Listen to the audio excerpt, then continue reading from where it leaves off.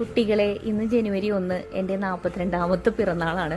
അപ്പോൾ ഇവിടെ പറയാൻ ആഗ്രഹിക്കുന്ന ഒരു കാരണം എന്ന് വെച്ച് കഴിഞ്ഞാൽ ഒരു 6-7 വർഷമായിട്ട് ഒരു ഒറ്റയ്ക്കുള്ള ജീവിതമൊക്കെ ആയിരുന്നു. കാരണം അതിൽ റിലേഷൻഷിപ്പൊക്കെ വന്നു പോയിട്ടുണ്ടെങ്കിലും അത് സക്സസ് ആയിട്ടില്ല. നമുക്ക് ചില സിറ്റുവേഷനിൽ നമ്മളെ കൊത്താൻ നിൽക്കുന്ന പാമ്പാണ് അതെന്ന് മനസ്സിലാക്കിയാൽ നാട്ടുകാരെ തെണ്ടികളെ ഒന്നും ബോധിപ്പിക്കരുത്. ആ റിലേഷൻഷിപ്പിൽ നിന്ന് നമ്മൾ പുറത്ത് വന്നിരിക്കണം. കാരണം അയ്യോ സാറിക്ക് 2 റിലേഷൻഷിപ്പ് ആയില്ലേ, നാട്ടുകാരെന്ത് വിചാരിക്കും, അങ്ങനെ ഒരു മൈൻഡ് എനിക്കില്ല. കാരണം നാട്ടുകാർ തെണ്ടികളെയോ ബന്ധുക്കളെയോ ഞാൻ ബോധിപ്പിക്കാറില്ല.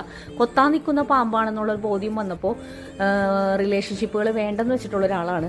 അപ്പോൾ ആ കൂട്ടത്തിൽ പറയാൻ ആഗ്രഹിക്കുന്നത്, ചില തെണ്ടികൾ എൻ്റെ പൈസ കൊണ്ട് വീട് പണിതവരും എൻ്റെ പൈസ കൊണ്ട് അമ്മേനെയും മക്കളെയും പെങ്ങന്മാരെയും വീട്ടുകാരെയും എല്ലാം പോറ്റിയവരും വർക്ക് നടത്തിയവരും എന്തിന് സ്വന്തം ഷഡ്ഡി വരെ എന്നെ പറ്റിച്ച് ഉടുത്തവരും ഉണ്ണവരൊക്കെ ഉണ്ട്. അവർക്കെല്ലാവർക്കും നല്ലത് വരട്ടെ. ഇതിവിടെ പറയാൻ കാരണം എന്നെ പറ്റിച്ച് എന്നെ ചതിച്ച് കൊണ്ടുപോവുക എന്നല്ലാതെ എനിക്ക് ഇങ്ങോട്ടായിട്ടൊന്നും തന്നെ കിട്ടിയിട്ടില്ലെന്ന് തന്നെ പറയാം. കാരണം എൻ്റെ ബർത്ത്ഡേക്ക് ഞാൻ തന്നെ കേക്ക് മേടിക്കുക, ഞാൻ തന്നെ ഡ്രസ്സ് വാങ്ങുക, ഇതൊക്കെയാണ് ഉണ്ടായിരിക്കുന്നത്.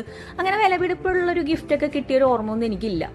അപ്പോൾ ഇന്ന് എനിക്ക് അങ്ങനെ ഒരു ഗിഫ്റ്റ് കിട്ടിയ ദിവസമാണ്. ചെക്കൻ എനിക്കൊരു ചെക്കനെ തന്നിട്ടുണ്ട്. എൻ്റെ പപ്പയ്ക്ക് പണ്ടൊരു ബുള്ളറ്റ് ഉണ്ടായിരുന്നു. അതൊരു ചെറിയ ഓർമ്മയാണെങ്കിലും പള്ളിപ്പുറംകാർക്കൊക്കെ അറിയാൻ പറ്റുമായിരിക്കും. ഒരു കറുത്ത പുകയും പട്ടപ്പട്ട ശബ്ദമായിരുന്നു പപ്പയുടെയൊക്കെ. അപ്പോൾ ബുള്ളറ്റ് എന്ന് പറഞ്ഞൊരു ഓർമ്മ എൻ്റെ പപ്പ കൂടിയാണ്. അപ്പോൾ അങ്ങനെ എനിക്കും ഒരു ബുള്ളറ്റ് വാങ്ങിയിരിക്കുകയാണ്. അപ്പോൾ ഈ വർഷം കൈകാലൊടിഞ്ഞ് ഒക്കെ നിങ്ങൾക്ക് വീഡിയോ കാണാൻ പറ്റും. അത്യാവശ്യം കുറച്ചൊക്കെ എനിക്ക് ഓടിക്കാൻ അറിയത്തുള്ളൂ. അപ്പോൾ ഇതിൻ്റെ മേളിലൊന്ന് ഗുസ്തി പയറ്റണം. ഇതൊക്കെ ഒരു ആഗ്രഹങ്ങളല്ലേ. അപ്പോൾ ആഗ്രഹങ്ങൾ തീർത്ത് ജീവിക്കാൻ പറ്റട്ടില്ല. അതുകൂടാതെ ഇന്ന് ഈ ജീവിതം ഈ ജന്മം എനിക്ക് തന്ന എൻ്റെ പപ്പയെയും അമ്മയെയും ഞാൻ നന്ദിയോടെ ഓർക്കുന്നു. എൻ്റെ പപ്പ ഇന്ന് ജീവിച്ചിരിപ്പില്ല. അമ്മയില്ലാതെ ഞങ്ങളെ വളർത്തി വലുതാക്കിയ എൻ്റെ പപ്പയാണ്. ദൈവത്തിനോട് നന്ദി പറയുന്നു. തളരാതെ ഇതുവരെ പിടിച്ചു നിർത്തിയ